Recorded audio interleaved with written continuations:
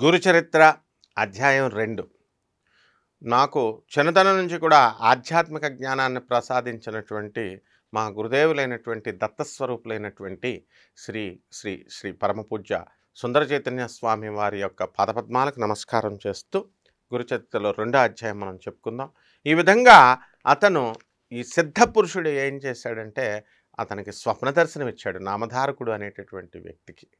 ఆ నామధారకుడు మరి ఇక్కడ నిద్రలో ఉన్నాడు, చెట్టు కింద పడుకొని. ఆయన కోసం నాకు ఎలాగైనా సరే నా కల్లో ఇచ్చినటువంటి అతన్ని నేను పట్టుకోవాలి అని దారి పొడుగునా వెళ్తూ ఉన్నాడు. వెళ్తుంటే స్వప్నంలో జడలు, విభూతి, పులి చర్మం, పులితోలు దర్శనమిచ్చినటువంటి ఆ మూర్తిని నామధారకుడి మనస్సు మీద ఇంకా చెరగని ముద్ర వేసేసాడనమాట. ఆయన్ని ఏమైనా సరే నేను ప్రత్యక్షంగా దర్శించాలి అనేటటువంటి ఉద్దేశంతో అతని ఆవేదన పెరిగిపోయి ఏం చేశాడు, కొంచెం సేపుకి కొద్దిగా దూరం వెళ్ళాడు. ఒకచోట కృపాకరుడు, ద్వంద్వాతీతుడు అయినటువంటి ఒక యోగి పొంగవుడు అక్కడ ఉన్నాడనమాట. అక్కడ కూర్చొని ఉన్నాడు. ఆయన కనిపించేసరికి ఆయన ఏం చేశాడు, పీతాంబరం పసుపు వస్త్రాలు ధరించి దానిపైన పులి చర్మము, దేహమంతటా కూడా విభూతి రాసుకున్నాడు. జడలో ధరించి ఉన్నాడనమాట. జడలన్నీ కూడా ఆయన సాక్షాత్తు అతనికి స్వప్నంలో కనిపించినటువంటి యోగి అతనే అనమాట. గుర్తుపెట్టేశాడు. ఆయన దర్శనంతో నామధారకుడికి ఏమైంది, రోమాంచితమైపోయింది. జుట్టంతా కూడా ఈ వెంట్రుకలన్నీ కూడా నెక్కబరుచుకున్నాయి. ఇలా కంఠం గద్గదమైపోయింది. ఆ కన్నులు ఆనంద బాష్పాలతో రాలుస్తూ అతన్ని పారవశ్యంతో నమస్కారం చేస్తూ స్వామివారు ఏం చేశారు, స్వామి నేను శ్రీ గురుని యొక్క అంటే నృసింహ సరస్వతి స్వాముల వారి యొక్క దర్శనం కోసం తప్పించి అది లభించకపోతే మరణించాలని అనుకున్నాను. కానీ స్వప్నంలో మీ దర్శనం అవగానే నా హృదయంలో సంతోషం వేసింది స్వామి. నాకు ఒక కోరిక దక్కింది.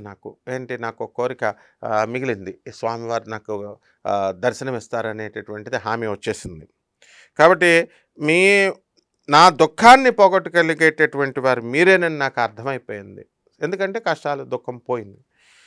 స్వామి నాకు తల్లి, తండ్రి, గురువు, దైవం, భయహారకుడు, పోషకుడు, అన్నీ కూడా ఆచార్యుడు, అన్నీ కూడా మీరే. ఇక మరి మీరే తప్ప నాకు ఇంకా ఏ దిక్కు లేదు. నా అదృష్టం వలన మీ దర్శనమైంది స్వామి. కాబట్టి మానవులకు సిరి సంపదలు ఉన్నప్పుడు ఏమవుతుందంటే అప్పుడు మాత్రమే బంధువులంతా మనుషులందరి దగ్గరికి వస్తారు. అలాగే ఆపత్ సమయంలో మాత్రం అందరూ వదిలిపెట్టేస్తారు. అలాంటిది సజ్జనులు మాత్రమే, మంచివాళ్ళు మాత్రమే అలాంటి సమయంలో మన దగ్గరికి వస్తారు, ఆదరిస్తారు. ఇలాంటి కష్ట పరిస్థితుల్లో నాకు మీరు లభించారు స్వామి. కాబట్టి యోగేశ్వర, అజ్ఞానం అనేటటువంటి చీకటిని నశింపజేయగలిగేటటువంటి జ్ఞానజ్యోతి స్వరూపులు మీరు. నా పేరు నామధారక శర్మ. నా పేరు తమరి పేరేమిటి స్వామి, ఎక్కడి నుంచి వస్తున్నారు, ఎక్కడకు వెళుతున్నారు అని అడిగాడు ఈ నామధారకుడు. అప్పుడు ఆ యోగి ఏం చెప్పాడు, ఆ సిద్ధపురుషుడు, నాయనా ఎవరు భక్తులు తప్పకుండా ముక్తిని పొంది తీరుతారో, ఎవరిని యోగులు కూడా ధ్యానిస్తారో అలాంటి త్రిమూర్తి అవతారమైనటువంటి నృసింహ సరస్వతి స్వాముల వారి శిష్యుణ్ణి నేను అన్నాడు. అంటే ఇతను ఎవరండి, మన గురుదేవుడైనటువంటి దత్తాత్రేయ స్వామి వారి, నృసింహ సరస్వతి స్వాముల వారి శిష్యుడు అనమాట. ఆయనయే సద్గురువు. కాబట్టి తనను ఆశ్రయించినటువంటి వారికి సకల సంపదలు ఇస్తాడు, సౌఖ్యాలు ఇస్తాడు. నన్ను సిద్ధుడంటారు నాయన. లోకానుగ్రహం కోసం భూలోకం స్వరలోకం తిరుగుతూ తీర్థయాత్రలు చేస్తున్నాను అని చెప్పేసి ఆ సిద్ధపురుషుడు నామధారకుడికి చెప్పాడు. అప్పుడు నామధారకుడు ఏమన్నాడు, స్వామి శ్రీ నృసింహ సరస్వతి స్వామి మహిమ గురించి ఎందరో చెప్పగా విన్నాను. మా వంశీయులందరూ కూడా ఆయన భక్తులే స్వామి. అందువల్లనే నాకు ఆయన యందు భక్తి కలిగింది. చక్కగా నేను ఎల్లప్పుడూ కూడా ఆయన్నే స్మరిస్తూ ఉంటాను స్వామి. దిగంబర శ్రీపాదవల్లభ దిగంబర నృసింహ సరస్వతి దిగంబర గురుదేవదత్త దిగంబర అంటూ. కాబట్టి స్వామి నేను ఎంత కష్టాల్లో ఉన్నా సరే, నేను ఎంతగా ఆయన్ని ప్రార్థించినా సరే నన్ను ఆయన అనుగ్రహించడం లేదు స్వామి. ఆయనకి నాపై ఎందుకు కోపం వచ్చింది స్వామి అని అడుగుతాడనమాట. అప్పుడు సిద్ధయోగి వాత్సల్యంతో ప్రేమతో ఇలా అంటాడు, నాయన బ్రాహ్మణోత్తమ, నేను చెప్పేది శ్రద్ధగా విను, ఎప్పుడు కూడా గుర్తుపెట్టుకో, భక్తవత్సలుడు సద్గురువు. ఆయన ఎప్పుడు కూడా తన కృపని అందరి జీవుల మీద ప్రసారం చేస్తూ ఉంటాడు నాయన. అందులో ఆయన దోషం ఏమీ లేదు, ఆయన తప్పేమీ లేదు, మనలోనే ఉంటుంది. ఆయన కృపకి పాత్రులైనటువంటి వారికే కాకుండా వారి వంశంలో కూడా ఎవరికి ఎట్టి ధైర్యం కూడా కలగకుండా చూస్తాడు. ఎవరైతే తనను పూజ చేస్తారో వాళ్ళ వంశంలో తరతరాలుగా పుట్టేటటువంటి వాళ్ళందరికీ కూడా దరిద్రం రాకుండా, కష్టాలు రాకుండా ఆయన చూసుకుంటాడు సద్గురువు దత్తాత్రేయుడు. ఆయన్ని సేవించినా సరే నీ ధైర్యం పోవడం లేదంటే నాకు చాలా ఆశ్చర్యంగా ఉందయ్యా. నీవు మనసులో ఏదో డౌట్ పడి ఉంటావు. ఇప్పుడు అందరికీ చూడండి, గురువులు అని అందరిని అంటాం, వాళ్ళ మీద మనకు గురి కుదరదు, వాళ్ళని మనం సందేహిస్తూ ఉంటాం. ఇంకా అలాంటప్పుడు ఫలితం చెప్పండి. నువ్వు మనసులో ఆయన సంశయించి ఉండాలి. అందువలననే నీకు ఇన్ని కష్టాలు వచ్చాయి. త్రికరణ శుద్ధిగా ఆయన్నే నమ్మి సేవించేటటువంటి వారికి ఎట్టి కొదవా కూడా ఉండజాలదు. నీ గురుభక్తి ఇంకా దృఢమవలేదగా, గట్టిపడలేదు. శ్రద్ధ లేనివాడు, సంశయాత్మకుడు, ఎవరి చేత కూడా ఎప్పుడూ కూడా అంగీకరించబడ్డ అతన్ని అందరూ వదిలేస్తారు. కాబట్టి శ్రీగురుడు త్రిమూర్తి స్వరూపం నాయన. బ్రహ్మ, విష్ణు, రుద్రులు తమ భక్తుని పైన కోపమించినా సరే సద్గురువు ఏం చేస్తాడంటే వాళ్ళని ఆ త్రిమూర్తుల యొక్క కోపాన్ని నుంచి రక్షిస్తాడు. అలాగే అదే కానీ మనకి గురువే కోపం వచ్చిందనుకోండి, అప్పుడు బ్రహ్మ, విష్ణు, మహేశ్వరులు వాళ్ళు రక్షించలేరు నాయన. ఆయన ఆ సద్గురువు కనుక కోపిస్తే వారిని రక్షించగలిగేవాడు భూప్రపంచంలో, విశ్వంలో ఎవరు ఉండరు. అయినా సరే ఆయన ఎన్నడూ కూడా ఎవరిపైన కూడా కోపించడు నాయన సద్గురువు దత్తుడు. అలాంటి శ్రీగురుణ్ణే శంకించేటటువంటి వాళ్ళని అనుగ్రహించగలిగినటువంటి వాళ్ళు ఎంతమంది ఉంటారు చెప్పు అన్నాడు. అలాంటిది ఇప్పుడు ఆయన్నే సందేహిస్తున్నావు, నిన్ను ఎవరు అనుగ్రహిస్తారు చెప్పు అని అడిగాడు. అప్పుడు నామధారకుడు ఏం చెప్పాడు, స్వామి సద్గురువు త్రిమూర్తి స్వరూపం. ఎలా అయ్యాడు, బ్రహ్మ విష్ణు మహేశ్వర స్వరూపం ఎలా అయ్యాడు స్వామి అని అడిగితే సిద్ధుడు అప్పుడు ఏం చెప్పాడు, మొట్టమొదట పరమాత్మే ఉండేవాడు, నేను అనేకం అవ్వాలనుకున్నాడు. అప్పుడు అని సంకల్పించేసరికి ఈ చరాచర విశ్వం అయిపోయాడు మొత్తం, ఒక్కడున్నటువంటి పరమాత్మ దత్తుడు. అందులోని జీవుల్ని మనందరం కూడా పుట్టాం, వాటిని మళ్ళీ ఉద్ధరించేటటువంటి బాధ్యత ఆ సద్గురువుదే. కాబట్టి తిరిగి మళ్ళీ ఆయనే సద్గురువుగా మనకి అవతరిస్తూ ఉంటాడు. అందువలన సద్గురుని తప్పకుండా ఆశ్రయించాలి. గురువు ఎందుకు కావాలని అడుగుతారు కదా. మామూలుగా ప్రతి ఒక్కరిని కూడా మళ్ళీ పుట్టినటువంటి మనల్ని ఉద్ధరించాలి. ఉద్ధరాత్మన, మనల్ని మనమే ఉద్ధరించుకోవాలి. సద్గురువు గైడెన్స్ ఇస్తారు. కాబట్టి సద్గురువు ఉండాలి. శిష్యునికి 3 పనులు చేస్తాడు. శిష్యుడికి తత్వజ్ఞానం కలిగించడం ఒకటి, అజ్ఞానం నుంచి రెండోది రక్షించడం ఒకటి, మూడోది జన్మల పరంపరల్ని నశింపజేస్తాడనమాట. అజ్ఞాన తిమిరాంధస్య జ్ఞానాంజన శలాకయా చక్షురున్మీలితం ఏనా తస్మై శ్రీ గురవే నమః. అజ్ఞానం ఎంత కఠినమైనటువంటిదండి, దాని నుంచి ఎవరు కూడా మనకి రక్షించలేరు. కాబట్టి గురువు ఒక్కడే ఆ అజ్ఞానాన్ని రక్షిస్తాడు. కాబట్టి ఈ జన్మ పరంపరలన్నింటినీ కూడా మరి నశింపజేయడం వలన గురువు ఏం చేస్తాడండి, సృష్టి స్థితి లయాలకు కారణమైనటువంటి త్రిమూర్తుల స్వరూపం అయ్యాడనమాట గురువు. కాబట్టి అందువలన ఆయన బ్రహ్మ విష్ణు మహేశ్వర స్వరూపం అయ్యారు నాయన అని చెప్తాడు. అప్పుడు నామధారకుడు ఏమంటాడు, స్వామి దేవతల కోపం వస్తే సద్గురువు రక్షిస్తాడు అన్నారు కదా, అది ఎలా సాధ్యం స్వామి? వాళ్ళేమో బ్రహ్మ విష్ణు మహేశ్వరులు చాలా పెద్దోళ్ళు, వాళ్ళకు కనుక కోపం వచ్చిందనుకో, మా గురువు అంటే చిన్న గురువు, మరి మనం ఊర్లో అందరినీ కూడా ఇప్పుడు ప్రతి ఒక్కరికి గురువు ఉంటాడు కదా. తాపీ మేస్త్రికి ఆయన గురువు, వడ్రంగి మేస్త్రికి ఆయన గురువు. ఈయన వెళ్ళి ఆ బ్రహ్మ విష్ణు మహేశ్వరుల కోపాన్ని ఎలా రక్షిస్తారు స్వామి అని అడుగుతారు. నా సందేహం తెచ్చి నా మనసుకు కొంచెం స్థిరత్వాన్ని ప్రసాదించండి స్వామి అని అడుగుతాడు. అప్పుడు సిద్ధుడు ఏం చెప్పాడు, ఆయన జిజ్ఞాసకు సంతోషించి ఇలా అన్నాడు, నాయన నువ్వు బుద్ధిమంతుడివి, భలే ప్రశ్న వేసావు నువ్వు. మొట్టమొదట పరమాత్మ ఒక్కడగా ఉన్నాడు కదా, అనేకం అవ్వాలని సంకల్పించుకున్నాడు, అయిపోయాడు. ఆ సంకల్పమే ఈ జగత్తును సృష్టించినటువంటి మాయాశక్తి. జ్ఞానినామపి చేతాంసి దేవి హిసా బలాదాకృష్య మహాయ మహామాయ ప్రయచ్చది. జ్ఞానినామపి చేతాంసి భగవతి హిస అన్నాడు. అంటే మాయాశక్తి, మాయ పరిపాలిస్తుంది అందరినీ కూడా. ఆ పరమాత్మ యొక్క సంకల్పమే అది మాయ అన్నమాట. సో ఈ జగత్తును సృష్టించినటువంటి మాయాశక్తి అదే. కాబట్టి మొదట ఆ నారాయణ నుంచి, శ్రీమన్నారాయణ నుంచి ఏం పుట్టిందండి? ఒక నాభి నుంచి, బొడ్డు నుంచి ఒక కమలం పుట్టింది. దాని నుంచి ఎవరు పుట్టారు? బ్రహ్మదేవుడు పుట్టాడు. అతని నుంచి శ్రీ మహావిష్ణువు, అతను ఏం చేశాడు? బ్రహ్మదేవుడు విష్ణువు నుంచి పుట్టినటువంటి వేదాలను తీసుకొచ్చి ఆ వేదాల యొక్క అర్థాన్ని అదంతా కూడా వివరించడం ప్రారంభించాడు. దాని ఆజ్ఞల ప్రకారము ఈ ప్రపంచాన్నంతటినీ కూడా సృష్టించాడు. ఎవరు? మన బ్రహ్మ. మొదట ఏం చేశాడండి ఆయన? బ్రహ్మ మానసపుత్రులు, బ్రహ్మనిష్ఠులైనటువంటి సనక సనందన సనత్కుమార సనత్ సుజాతుల్ని అందరినీ కూడా సృష్టించాడు. తర్వాత ఏం చేశాడు? ప్రజాపతులైనటువంటి మరీచి, అత్రి, అంగీరస, పులహ, ఆ తర్వాత పులస్త్య, క్రతు, వశిష్ఠులందరినీ కూడా సృష్టించాడు. తర్వాత ఏం చేశాడు? 3 లోకాల్ని సృష్టించాడు. ముల్లోకాల్ని, దేవతల్ని సృష్టించాడు. నానా విధాలైనటువంటి జీవరాశిని, మానవుల్ని మొత్తం సృష్టించాడు. వారి వారి పూర్వజన్మ సంస్కారాలను అనుసరించి ఉత్తమమైనటువంటి వర్ణాశ్రమ ధర్మాలను ఏర్పాటు చేశాడు. అలాగే 4 యుగాలను సృష్టించాడు.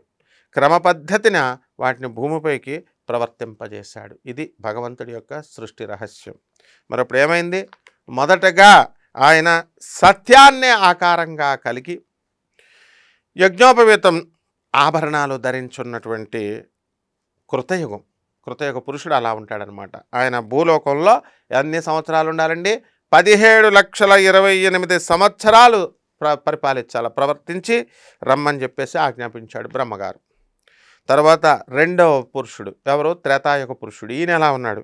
భక్తి జ్ఞాన వైరాగ్యాలన్నీ కూడా కృతయుగ లక్షణాలు అయితే అవి పూర్తయిపోయిన తర్వాత ఇప్పుడు దృఢమైనటువంటి శరీరం ఉంది కృతయుగానికి.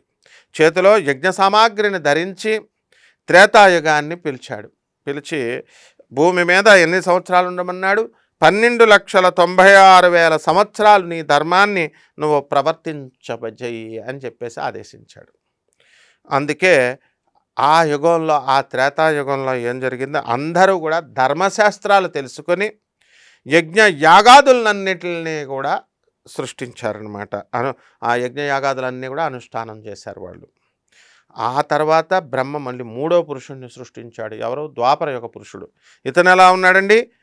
బ్రహ్మ ఖడ్గం చేతిలో పట్టుకున్నాడు, మంచం కోడు పట్టుకున్నాడు, ధనుర్బాణాలు పట్టుకొని ద్వాపర యుగాన్ని పిలిచి, నాయనా నువ్వు 8,64,000 సంవత్సరాలని ధర్మాన్ని భూమి మీద ప్రవర్తింపజేసి రా అని ఆదేశించాడు. ఆ తర్వాత అందువల్లనే ద్వాపర యుగంలో ఎలా ఉందంటే శాంతి ఉంటుంది, ఉగ్ర స్వభావం ఉంటుంది, దయా ఉంటుంది, కాఠిన్యం ఉంటుంది. ఇలా పరస్పర విరుద్ధమైనటువంటి 2 లక్షణాలు కూడా గుణాలతో మానవులంతా కూడా జీవించారన్నమాట. అటు తర్వాత బ్రహ్మదేవుడు ఏం చేశాడండి? కలిపురుషుణ్ణి సృష్టించాడు. కలిపురుషుణ్ణి పిలిచాడు, రా. ఈయన ఎలా ఉన్నాడు? మలినంగా ఉన్నాడు అనమాట. ఏ గొడవలంటే ఇతనికి చాలా ఇష్టం. కలి అంటేనే తగువ అని అర్థం. కాబట్టి అతను క్రూరుడు, వైరాగ్యం అస్సలు లేదు, పరమ దుర్మార్గుడు అతను. ఆ యుగంలో ఉన్నాం మనం. పవిత్రత అంటే గిట్టనివాడు. అతడు తన ఎడమ చేత్తో ఏం చేశాడు? తన మర్మావయాన్ని అంటే పురుషలింగాన్ని పట్టుకున్నాడు, తన శిస్నాన్ని. కుడి చేత్తో నాలుకని ఇలా పట్టుకొని ఆనందంతో గంతులేసేస్తున్నాడు. పిశాచ రూపంలో ఉన్నాడు.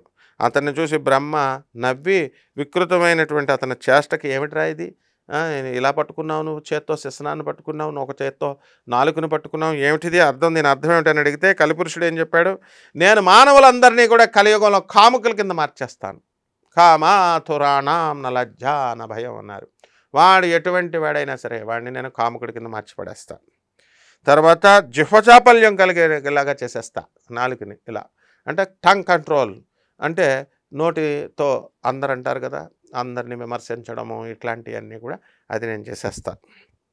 ఈ జిహ్వచాపల్యం కలిగిన వారుగా చేసి వారిని ఉత్తమ గతులకు వెళ్ళనివని, నేను ఉత్తమ గతులకు పొందకుండా చూస్తానని ప్రతిజ్ఞ చేస్తాడు ఏకంగా. ఇదే నా చేష్టకు అర్థం స్వామి అన్నాడు. అప్పుడు బ్రహ్మ అతన్ని వెళ్ళి భూలోకానికి వెళ్ళి, నువ్వు 4,32,000 సంవత్సరాలు నువ్వు నీ ధర్మాన్ని ప్రవర్తింపజేసి నువ్వు తిరిగి రా అన్నాడు.